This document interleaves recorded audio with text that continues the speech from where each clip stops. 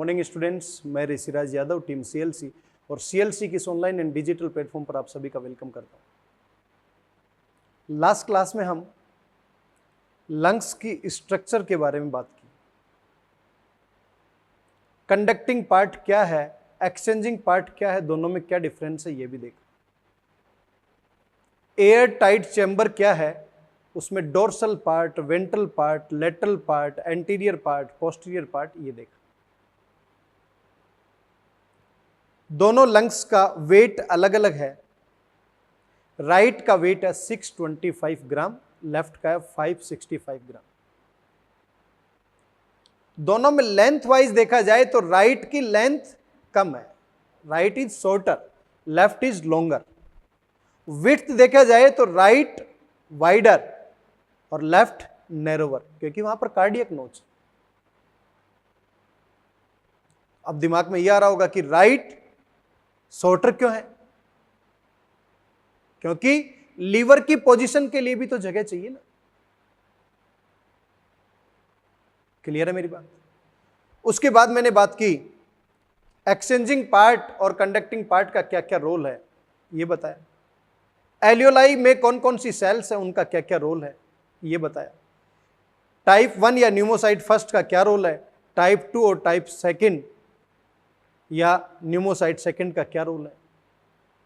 Lecithin कौन सी cell release करती है, गैसियस एक्सचेंज में कौन सी सेल पार्टिसिपेट करती है, हॉरिजॉन्टल फिशर क्या है, ऑब्लिक फिशर क्या है, इन सब के बारे में लास्ट क्लास में मैंने डिस्कस किया। इनको कवर करने के लिए पैराइटल और विसरल प्लूरा के बीच में जो प्लूरल फ्लूइड है उसका रोल क्या है, वो अब्सेंट हो तो क्या फर्क पड़ेगा, उसका रोल लुब्रिकेशन की तरह काम करता है। कई बार वायरल बैक्टीरियल इंफेक्शन होने से इसकी अमाउंट इंक्रीज हो जाती है तो प्लूरिसी डिसऑर्डर डिजीज क्योज करता है। आज उसी पार्ट को हम आगे कंटिन्यू करते हैं और उसमें एक पार्ट था वॉइस बॉक्स लैरिंग्स। मैमल्स के केस में वॉइस बॉक्स लैरिंग्स है, जबकि बर्ड्स के केस में बात की जाए तो वॉइस बॉक्स सिरिंग्स होता है। एआईपीएमटी में क्वेश्चन पूछा जा चुका है, वॉइस बॉक्स इन बर्ड्स सिरिंग्स, और पूछ लेता वॉइस बॉक्स इन मैमल्स तो क्या होगा, लैरिंग्स। तो इसके बारे में स्ट्रक्चर वाइज आपको नॉलेज होना चाहिए कि आखिर इस वॉइस बॉक्स का रोल क्या है, इसके अंदर कौन कौन सी कार्टिलेज है, कौन कौन सी पेयर्ड कार्टिलेज है, कौन कौन सी अनपेयर्ड कार्टिलेज। क्लियर है मेरी बात।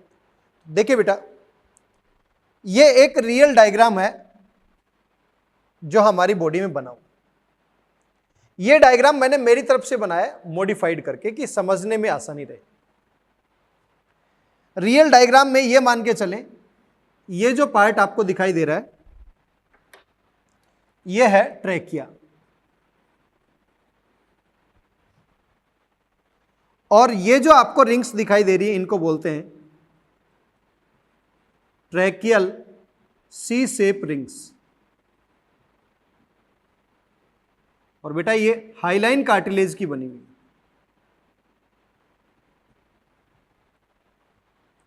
इसके ऊपर ये स्ट्रक्चर जो आपको दिखाई दे रही है इसको बोलते हैं क्रिकोइड कार्टिलेज। ये स्ट्रक्चर जो आपको दिखाई दे रही है इसको बोलते हैं थायराइड कार्टिलेज।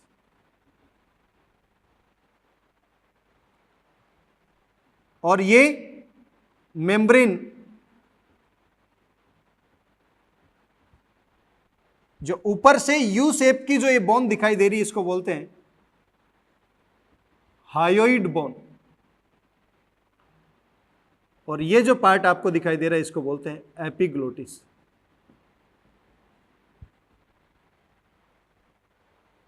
स्ट्रक्चर वाइज यदि आपको पता हो, ये एपिग्लोटिस जो ग्लोटिस को कवर करेगा, यू शेप की बोन हायोइड बोन, और इस थायराइड के बीच में जो मेम्ब्रेन है इसको बोलते हैं hyoid thyroid membrane. Hyoid thyroid membrane. ये जो ट्यूब है ये ट्रेकिया, सी शेप की रिंग्स ट्रेकियल सी शेप रिंग्स। अब वॉइस बॉक्स इसमें से कौन सा है, याद करो। लास्ट क्लास को याद करेंगे तो external nostril, nasal chamber, internal layer, nasopharynx, और नेजोफेरिंग्स के बाद में लैरिंग्स, लैरिंग्स के बाद ट्रैकिया। इसका मतलब इस ट्रैकिया से ठीक पहले ये वाला पार्ट है ना, ये क्या है? लैरिंग्स, जिसे हम बोल रहे हैं वॉइस बॉक्स। इसमें कौन कौन सी स्ट्रक्चर पेयर्ड है, कौन कौन सी अनपेयर्ड? देखो, ये स्ट्रक्चर सिंगल है, अनपेयर्ड। ये स्ट्रक्चर भी सिंगल है, अनपेयर्ड। ये स्ट्रक्चर भी सिंगल है, अनपेयर्ड। ये स्ट्रक्चर यहां पर डबल है, पेयर्ड। ये स्ट्रक्चर भी डबल है, पेयर्ड। ये स्ट्रक्चर भी डबल है।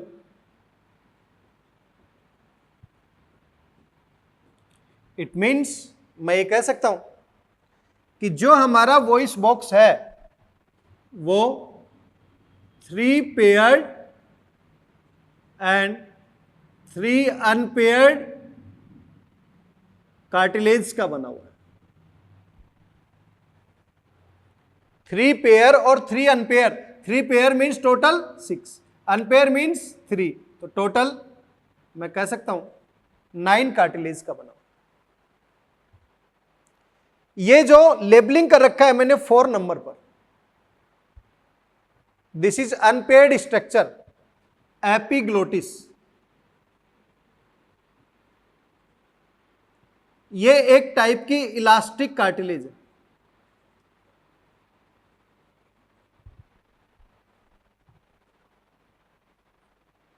जो यहां पर मैंने लेबल कर रखा है 1 अनपेयर्ड स्ट्रक्चर है, इसे थायराइड कार्टिलेज, जो एक टाइप की हाईलाइन कार्टिलेज। कार्टिलेज के अलग अलग टाइप आप देखेंगे, हाईलाइन कार्टिलेज होता है, इलास्टिक कार्टिलेज होता है, फाइब्रस कार्टिलेज होता है। तो आपसे पूछा जाए एपिग्लोटिस वॉइस बॉक्स का अनपेयर्ड इलास्टिक कार्टिलेज है, थायराइड अनपेयर्ड हाईलाइन कार्टिलेज है। और आपने देखा होगा मैन और वोमेन में डिफरेंस किया जाए, यहां पर एक आउटर ग्रोथ दिखाई देती है जिसे बोलते हैं टेटुआ। मैन में दिखाई देगा, वोमेन में नहीं दिखाई देगा। मीन्स यही थायराइड जो है ये किसमें? एडम्स एप्पल, इसमें मॉडिफाइड हो जाए। क्लियर?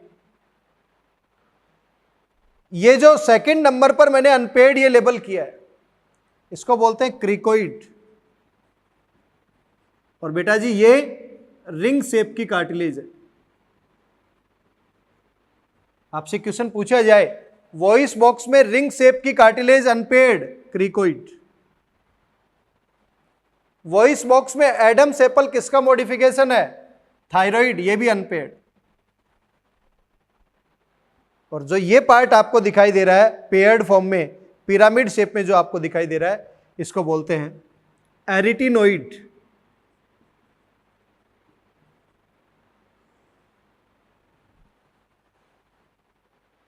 चाहे मैं बात करूं थायराइड की, चाहे एरिटिनोइड की, चाहे क्रिकोइड की, ये सभी हाईलाइन कार्टिलेज है।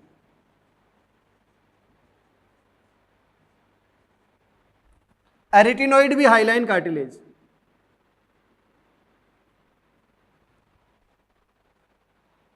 एरिटिनोइड के ठीक अपर पोर्शन पर जो ये पेयर्ड स्ट्रक्चर दिखाई दे रही है, कॉर्निकुलेट बोलते हैं, ये इलास्टिक फाइब्रो कार्टिलेज है।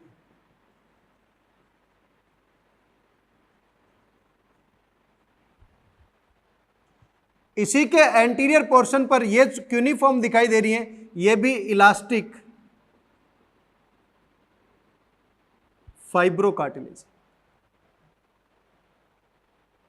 और लोअर शेप में जो ये दिखाई दे रहा है, ये क्या है? ट्रैकिया का पोर्शन। ये क्या है? सी शेप की रिंग्स है।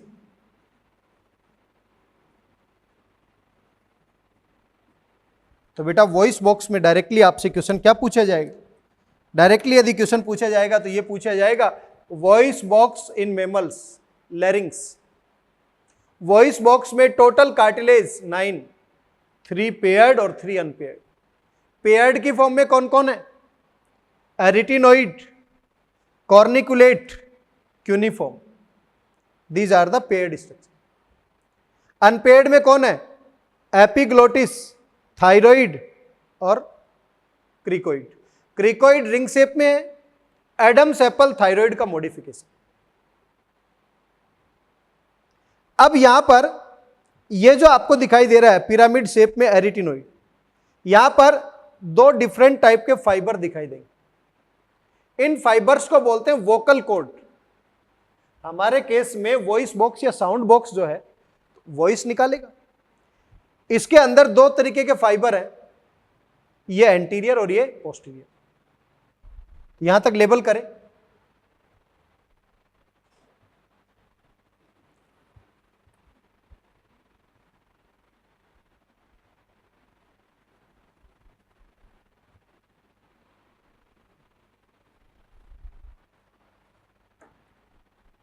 ये जो आपको दिखाई दे रहे हैं ये और ये, इनको बोलते हैं एंटीरियर वोकल कॉर्ड और इनको बोलते हैं posterior vocal cord. Anterior vocal cord का नाम है फाल्स वोकल कॉर्ड और पोस्टीरियर वोकल कॉर्ड का नाम है ट्रू वोकल कॉर्ड। ऐसा क्यों नाम दिया गया? बेटा जी दोनों वोकल कॉर्ड फाइब्रस स्ट्रक्चर है और जो फाइब्रस स्ट्रक्चर है जिसके अंदर टेंशन जितनी ज्यादा होगी हाई पिच की वॉइस जनरेट करेंगे और टेंशन जितनी कम होगी लो पिच की वॉइस। हाई पिच की वॉइस का मतलब होता है चीखने चिल्लाने वाली आवाज, फीमेल्स की होती है। लो पिच वॉइस का मतलब होता है भारी आवाज, मेल की होती है। तो मैं कह सकता हूं ये फाइब्रस स्ट्रक्चर फीमेल के अंदर, इनके अंदर टेंशन ज्यादा होता है। आपने देखा होगा गिटार को बजाते हैं, वायर को यदि ढीले कर दिए जाएं तो साउंड कैसी आएगी और वायर को यदि टाइट कर दिए जाएं तो साउंड कैसी है। जो उनके वायर्स होते हैं उन पर टेंशन जितनी ज्यादा होगी वायर उतनी हाई पिच की जनरेट होगी। तो इनमें से anterior vocal cord sound production में रोल नहीं करते हैं।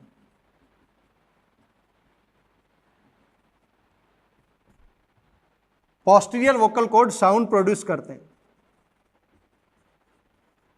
तो साउंड प्रोडक्शन में इनका रोल है, इसीलिए इनको बोलते हैं ट्रू वोकल कॉर्ड। जैसे ही यहां से एयर आएगी वो एयर यहां पर टकराएगी, वाइब्रेशंस होंगी, ये वाइब्रेशंस साउंड प्रोड्यूस करते और साउंड प्रोड्यूस होगी ए या ई की फॉर्म।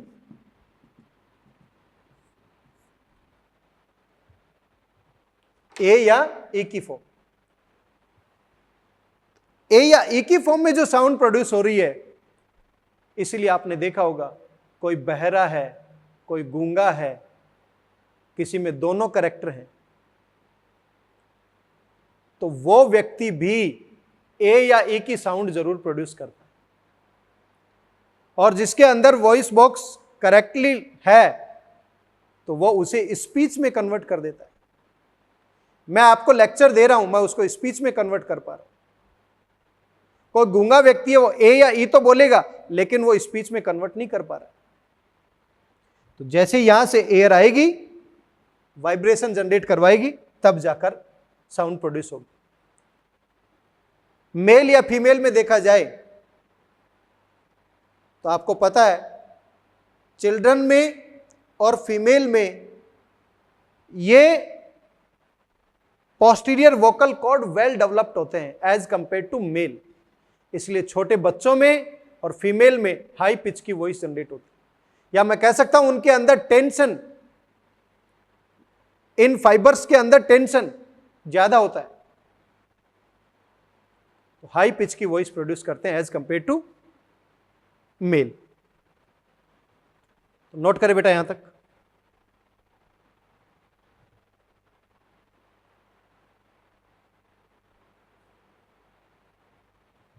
और जो ये फाइबर्स हैं, इनके अंदर मेल का एक हार्मोन होता है बेटा, टेस्टोस्टेरोन, जो टेस्टिस से रिलीज होता है, उसका भी इसके ऊपर रोल आता है।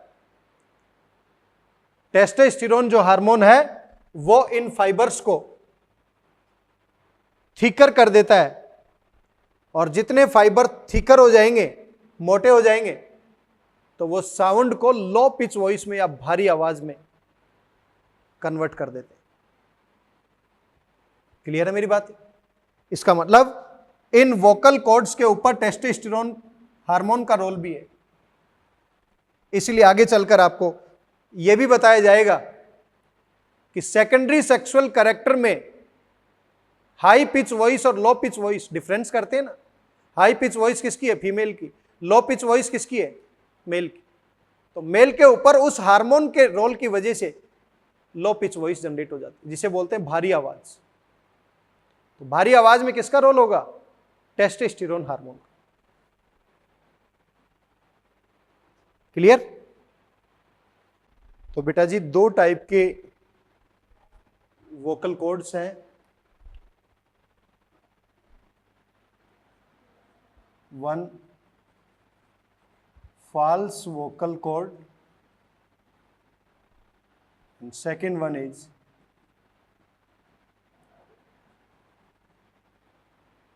true vocal cord.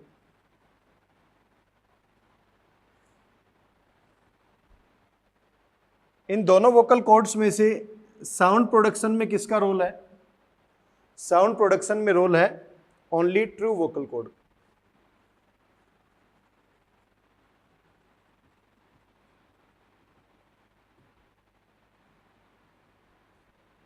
और वोकल कॉर्ड रियली में क्या है? इस तरीके के फाइबर्स हैं।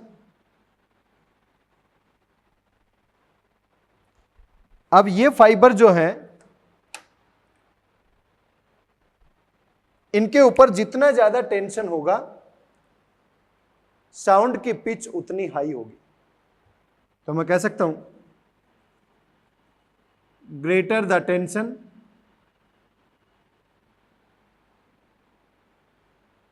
leads to high pitch sound.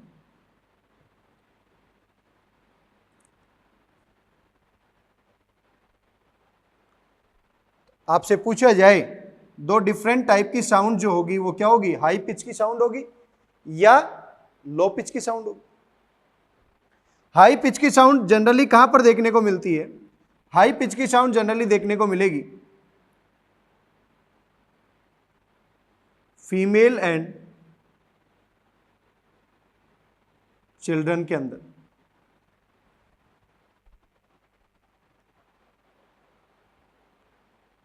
जैसे जैसे इनके ऊपर टेंशन डिक्रीज होती जाएगी तो ये साउंड लो पिच साउंड में कन्वर्ट हो जाती है। मैं कह सकता हूं मेल के अंदर हार्मोन है एंड्रोजन। इस एंड्रोजन हार्मोन का नेम है टेस्टोस्टेरोन।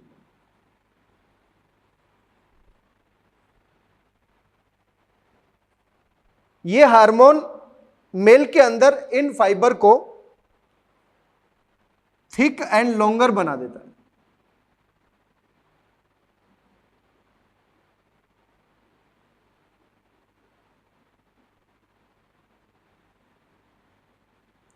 थिक एंड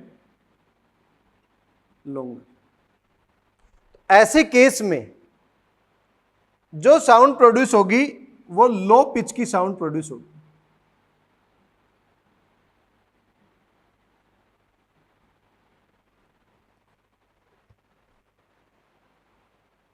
तो मैं ये भी कह सकता हूं in the case of female and children these vocal cords are well developed as compared to male. Clear है मेरी बात यहां तक?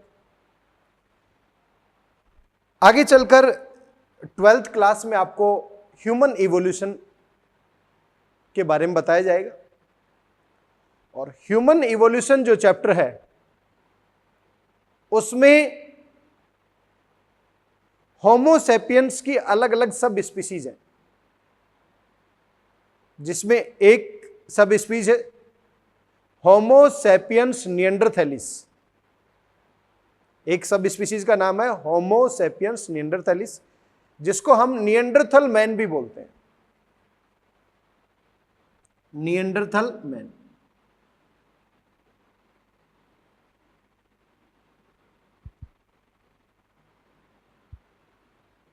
ये आप स्टडी करेंगे जब 12th क्लास में इवोल्यूशन स्टडी करवाया जाएगा तब। इस निएंडरथल मैन के अंदर फर्स्ट टाइम में स्पीच और लैंग्वेज सेंटर डेवलप हुआ। First time speech and language centre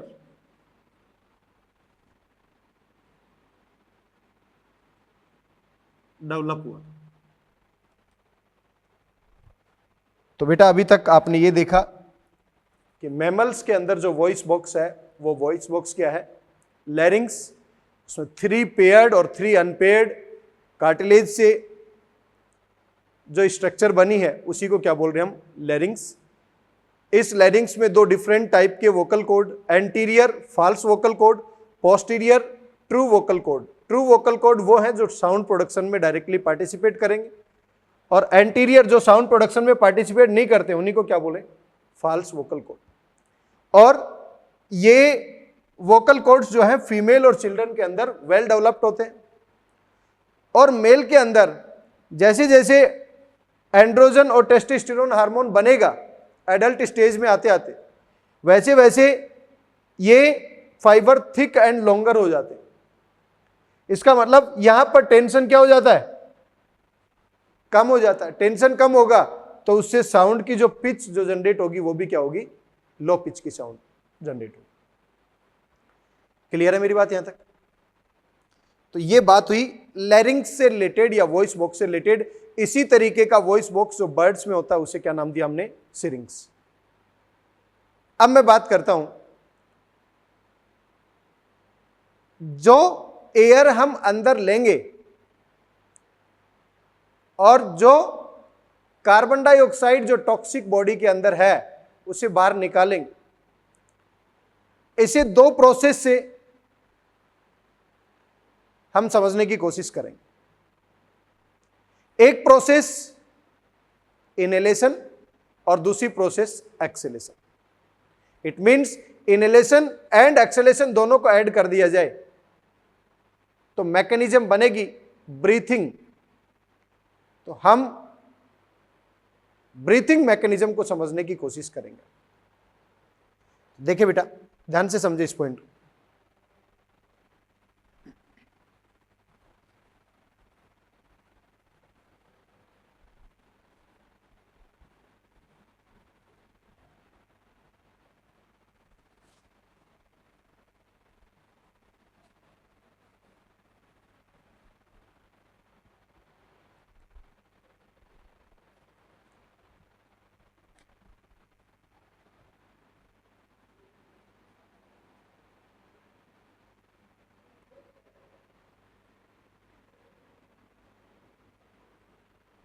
mechanism of breathing, और ये मैं आपको बता चुका हूं, इसमें 2 चीजों को इंक्लूड करते हैं।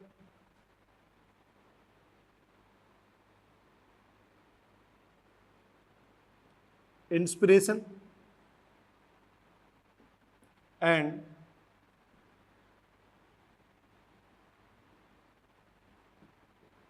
Expression.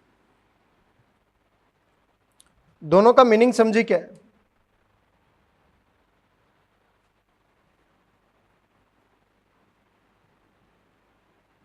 Inspiration is a process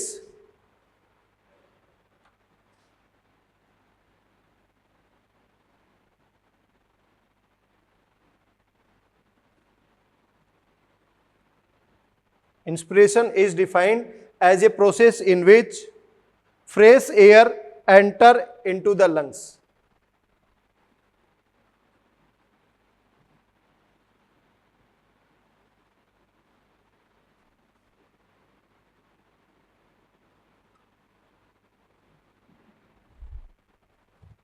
inspiration में क्या होगा?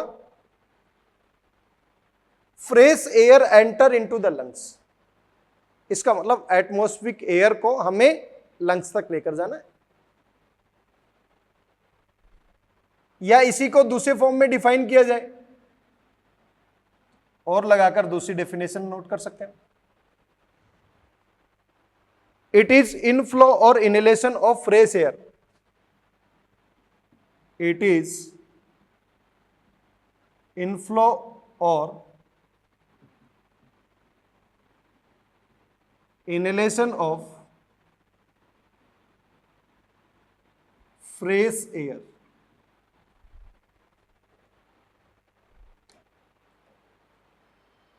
इसका मतलब कहीं ना कहीं हम ये कह सकते हैं ये एक प्रोसेस है जिसमें फ्रेश एयर को लंग्स तक पहुंचाना है,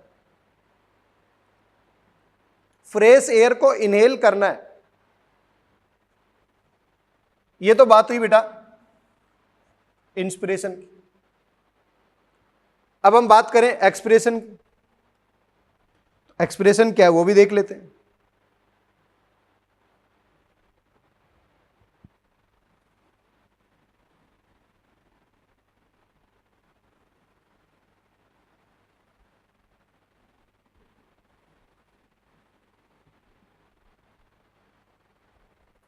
It is defined as a process by which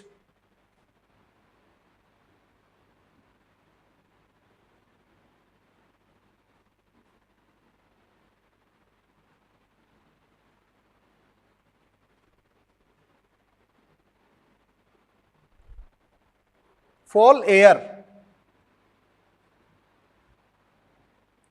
fall air का मीनिंग क्या है यहां पर? CO2 rich air। CO2 rich air is expelled out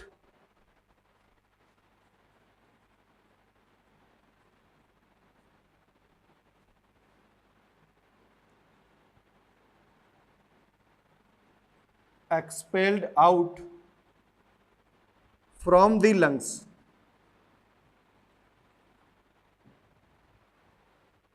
It is defined as a process by which fall air or CO2 rich air is expelled out from the lungs।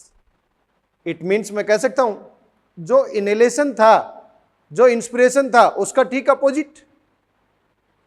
Atmosphere से fresh air को इन ले रहे थे तो inspiration. अब fall या CO2 rich air को हम बाहर निकाल रहे हैं तो एक्सेलेशन। सेकेंड पॉइंट, इसी को दूसरी तरीके से डिफाइन कर सकते हैं। इट इज आउटफ्लो और एक्सेलेशन ऑफ एयर, और इट इज आउटफ्लो और एक्सेलेशन ऑफ एयर। कुल मिला के मैं आपको यह एक्सप्लेन कर सकता हूं कि या तो मैं कह सकता हूं it is outflow means acceleration, या मैं कह सकता हूं it is inflow means inspiration. Fresh air को इन करना और फॉल एयर या CO2 रिच एयर को बाहर निकालना, यह कंप्लीट प्रोसेस है ब्रीथिंग। इस प्रोसेस को एक्सप्लेन करने से पहले मुझे कुछ मसल्स की रिक्वायरमेंट होगी। उन मसल्स में कॉन्ट्रैक्शन रिलैक्सेशन मैकेनिज्म का रिक्वायरमेंट होगा। ऐसा क्यों कर रहे हैं? क्योंकि हमारी बॉडी के अंदर एयर टाइट चैम्बर के अंदर क्या है? लंग्स की लोकेशन। और इस एयर टाइट चैम्बर के अंदर जो लंग्स की लोकेशन है, उस लंग्स का एक स्पेसिफिक वॉल्यूम होगा, और स्पेसिफिक जो वॉल्यूम है तो मैं कह सकता हूं उनका एक स्पेसिफिक प्रेशर भी होगा। और प्रेशर और वॉल्यूम में यदि हम रिलेशन देखें तो बेटा आपको पता है volume inversely proportional to pressure.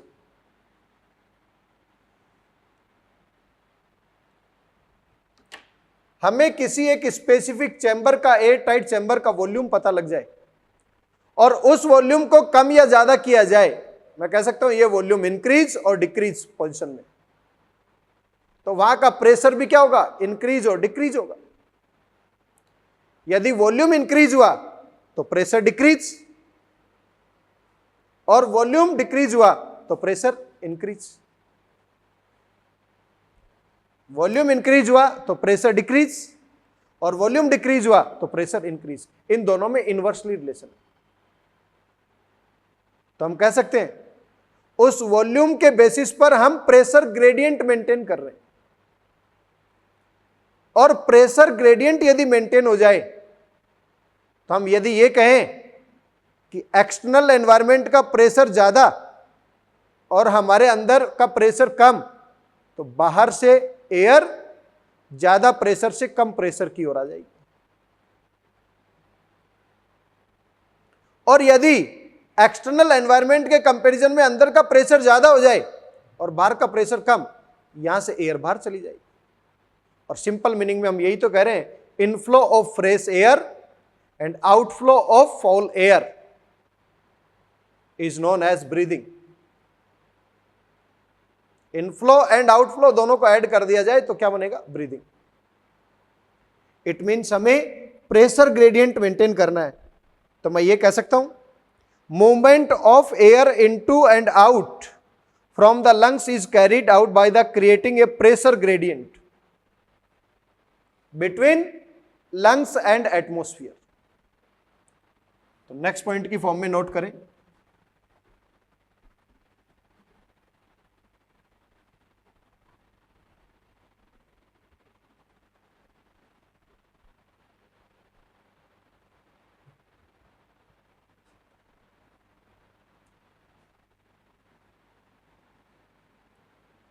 movement of air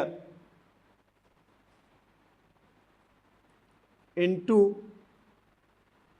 and out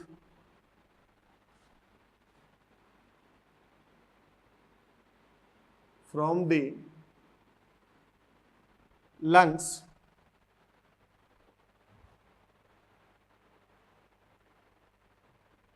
by creating pressure gradient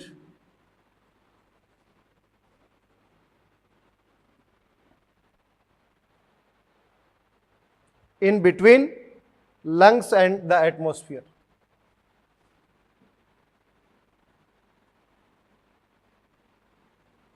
Lungs and atmosphere.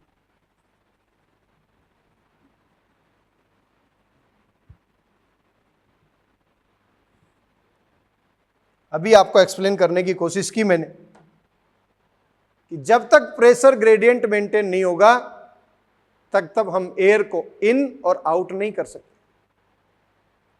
उसी को मैंने लैंग्वेज की फॉर्म में यहां पर नोट किया। Movement of air into means lungs में जाना, and out from the lungs, lungs से बाहर आना। तो फ्रेश एयर का लंग्स में जाना, फॉल एयर का लंग्स से बाहर आना किस पे डिपेंड करेगा, by creating pressure gradient in between lungs and atmosphere. Lungs और एटमॉस्फेयर में प्रेशर ग्रेडियंट मेंटेन करना पड़ेगा। देखो प्रेशर ग्रेडियंट कैसे मेंटेन किया जाए।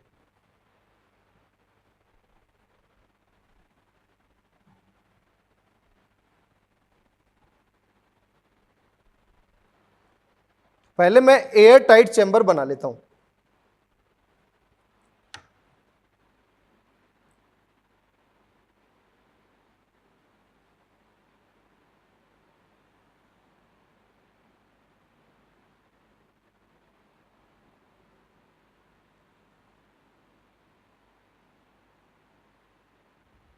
ये हमारे पास लंग्स 1 2 3 4 5 6 7, 1 2 3 4 5 6 7।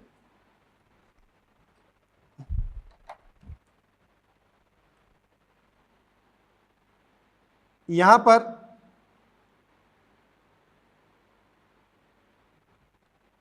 ये डायफ्राम,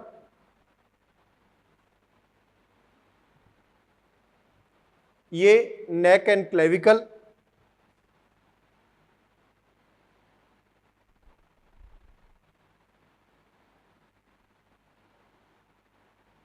ये स्टर्नम, और ये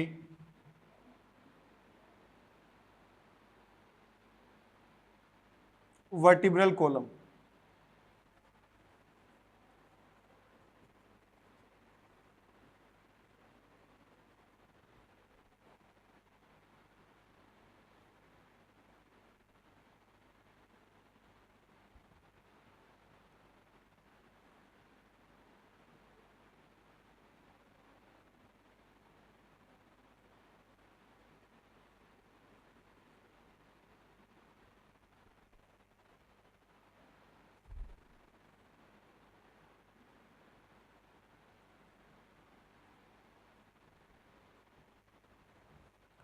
तो बेटा नेक और क्लेविकल ये पार्ट हो गया, डायफ्राम वाला ये पार्ट हो गया, रिब्स वाला ये पार्ट हो गया, वर्टिब्रल कॉलम वाला ये पार्ट हो गया, स्टर्नम वाला ये पार्ट। वर्टिब्रल कॉलम क्या बनाता है? ये पार्ट बनाता है डोर्सल वाला पार्ट। स्टर्नम क्या बनाता है? ये बनाता है वेंट्रल वाला पार्ट।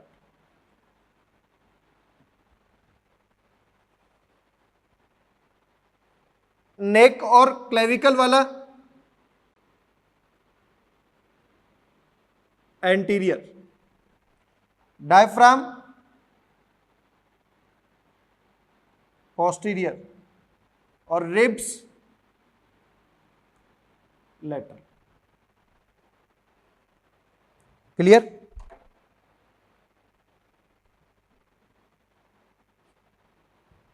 ये वाला पोर्शन आपको क्लियर कट समझ में आना चाहिए कि ये जो पोर्शन जो मैंने बनाया है इसी को हम बोल रहे हैं बेटा जी थोरेसिक केज।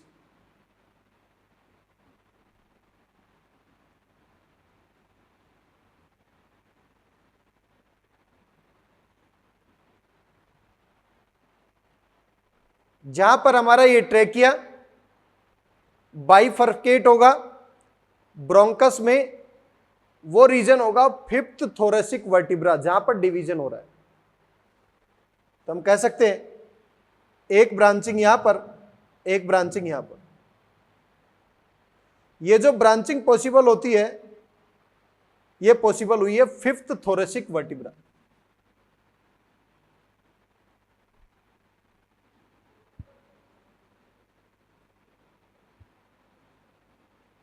यहां पर डिवीजन पॉसिबल हुआ।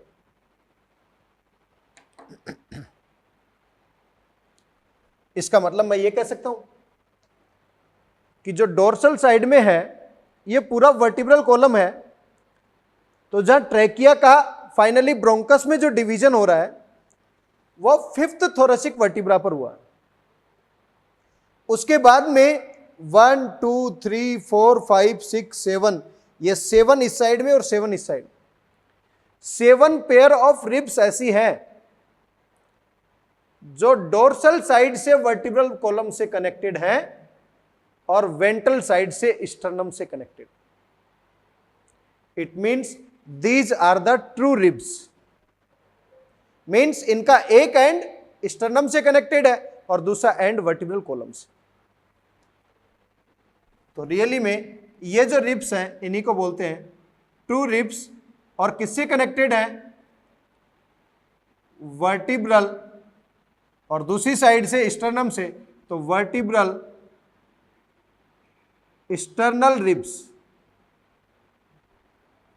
इन रिब्स को क्या बोलेंगे बेटा?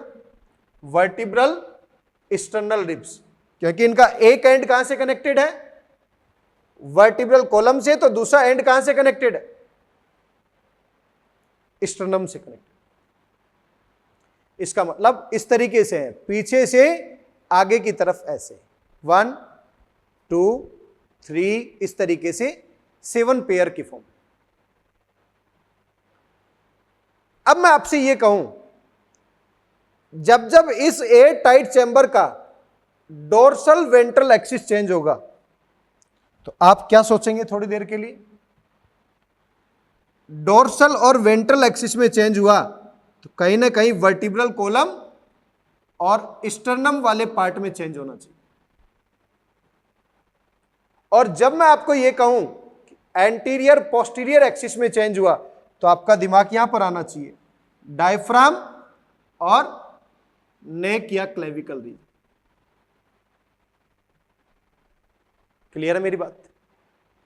आपसे कहा जाएगा कि एंटीरियर पोस्टीरियर एक्सिस में चेंज हुआ है, इसका मतलब कहीं ना कहीं ये चेंज हो रहा है। आपसे कहा जाएगा डोर्सल वेंट्रल एक्सिस, इसका मतलब इस तरीके से चेंज हो रहा है। क्लियर है मेरी बात? यहां तक क्लियर है सभी को? आपको प्रेशर ग्रेडियंट को मेंटेन करना है तो इसके लिए डोर्सल वेंट्रल एक्सिस में चेंज करना पड़ेगा और एंटीरियर पोस्टीरियर एक्सिस में भी चेंज करना पड़ेगा। फॉर एग्जाम्पल, मैं ये कहूं कि आपके पास एक बैलून है, बैलून का थिकनेस इंक्रीज होगा तो इस तरीके से फैलेगा, लेंथ इंक्रीज होगी इस तरीके से फैलेगा। लेंथ इंक्रीज हो रही है तो इस डायरेक्शन में और थिकनेस इंक्रीज हो रही है तो इस डायरेक्शन। आप क्या कहेंगे? उसके अंदर धीरे धीरे वॉल्यूम इंक्रीज हो रहा है। सोच के देखिए डायग्राम के बेसिस पर, ये जो डायफ्राम है, ये डायफ्राम रियली में अभी कैसी शेप में है? इस शेप को बोलते हैं डोम शेप। कैसी शेप में है? Dome shape. बेटा मैं आपको यह सिखाने की कोशिश कर रहा हूं कि प्रेशर ग्रेडियंट को कैसे मेंटेन किया जाए, तो पहले एक डायग्राम से हम समझने की कोशिश कर रहे हैं। इस डोम शेप से मैं इसको यहां पर लेके आ जाऊं,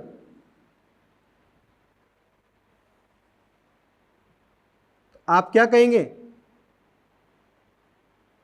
कि ये डायफ्राम इस डोम शेप से क्या हो गया? फ्लैट।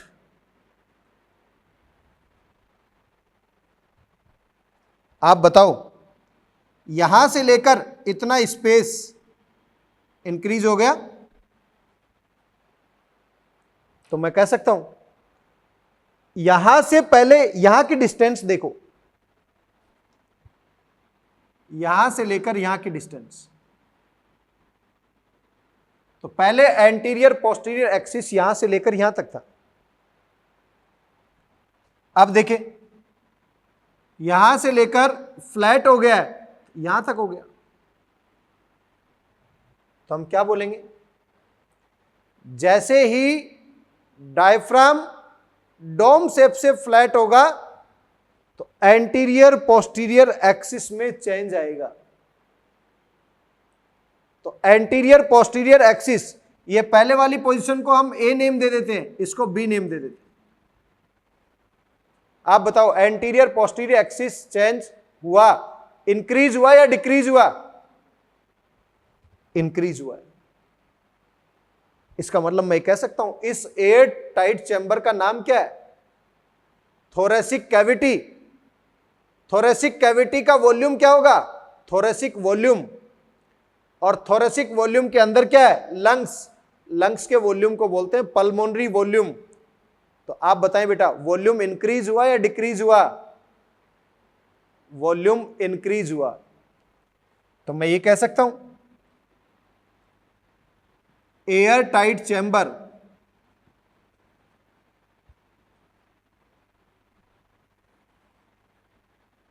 इसे बोल रहे हम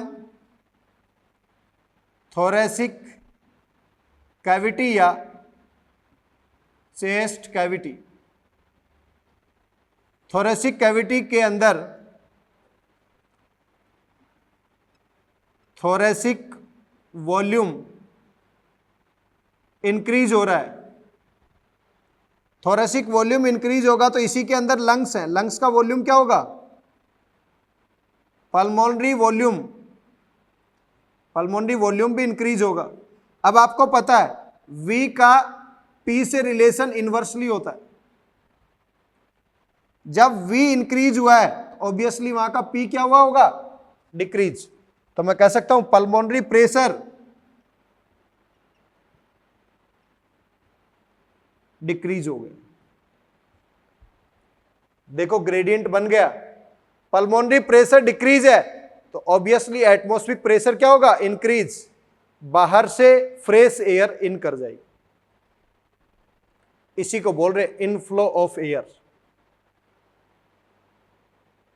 सबसे पहले मैंने क्या चेंज किया, एंटीरियर पोस्टीरियर एक्सिस को चेंज किया।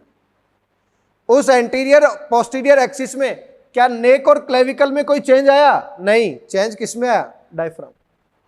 तो मैं कह सकता हूं डायफ्राम को चेंज करने के लिए यहां पर स्पेसिफिक मसल्स होनी चाहिए, उन मसल्स की वजह से इसमें चेंजेज आएगा।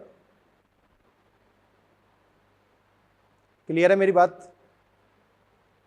एक साइड में हमने प्रेशर ग्रेडियंट मेंटेन किया,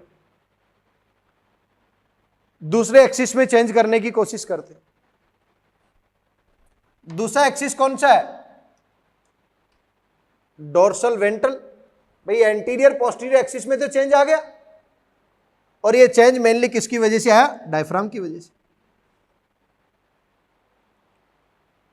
अब डोर्सल वेंट्रल एक्सिस में चेंज आना चाहिए। तो बेटा जी डोर्सल और वेंट्रल एक्सिस में हमें क्या करना है, चेंज करना। इसके लिए यहां पर means in between ribs specific muscles present होंगी, उन मसल्स को बोलते हैं intercostal muscle. Intercostal muscle short form में बोल रहे हैं ICM।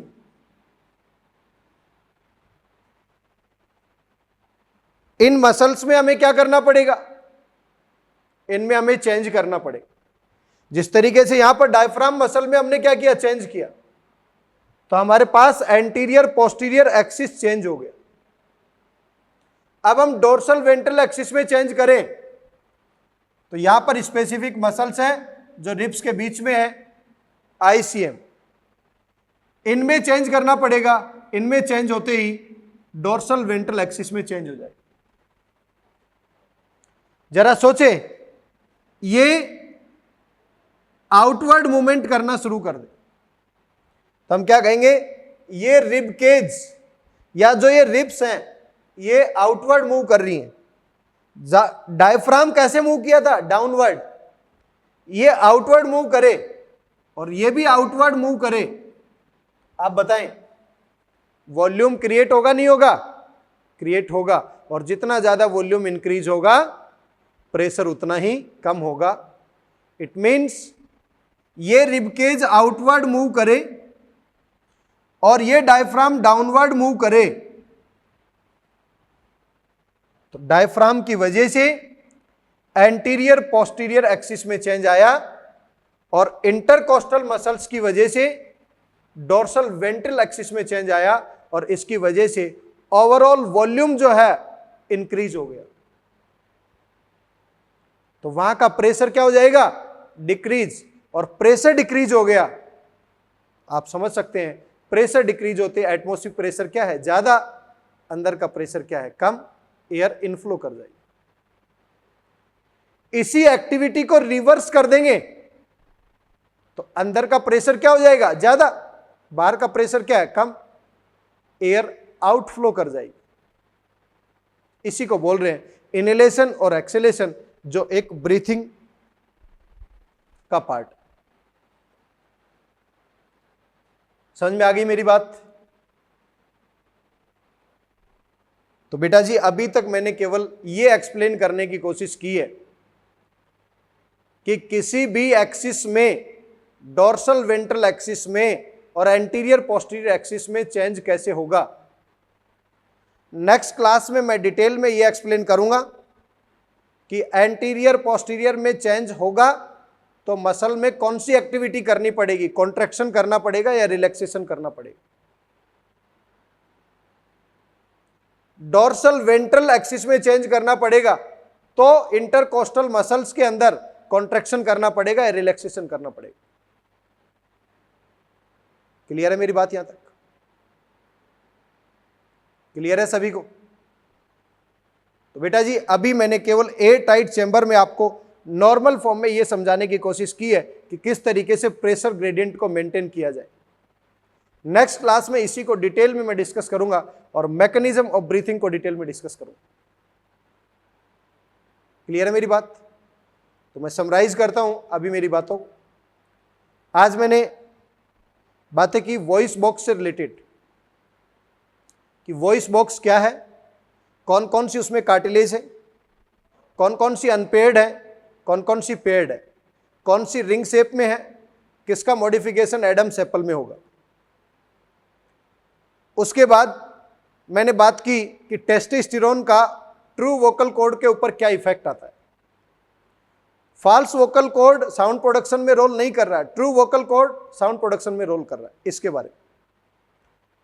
फिर उसके बाद मैंने आपको यह बताया कि एयर टाइट चैम्बर जहां पर लंग्स लोकेटेड हैं वहां पर हमें फ्रेश एयर को इन करना है और फॉल एयर को बाहर निकालना है, तो वहां पर एक प्रेशर ग्रेडियंट मेंटेन करना पड़ेगा। उस प्रेशर ग्रेडियंट को मेंटेन करना पड़ेगा दो एक्सिस में, एक एंटीरियर पोस्टीरियर में जिसमें डायफ्राम का मेजर रोल है, एक डोर्सल वेंट्रल एक्सिस में जिसमें इंटरकोस्टल मसल्स का मेजर रोल है। और इन दोनों की वजह से प्रेशर ग्रेडियंट को मेंटेन करके हम फ्रेश एयर को इन और फॉल एयर को आउट करवाने में हेल्प लेंगे। नेक्स्ट क्लास में मैं डिटेल में इसकी बात करूंगा। तो बेटा जी आज के लिए इतना ही। आप सभी मस्त रहें, स्वस्थ रहें। टीम सीएलसी कंटिन्यूअसली आपके लिए मेहनत कर रही है, आप भी लगातार इसी तरीके से मेहनत करते रहें। हम रिजल्ट्स की ओर डे बाय डे अग्रसर हो रहे हैं। क्लियर है? All the best, thank you so much.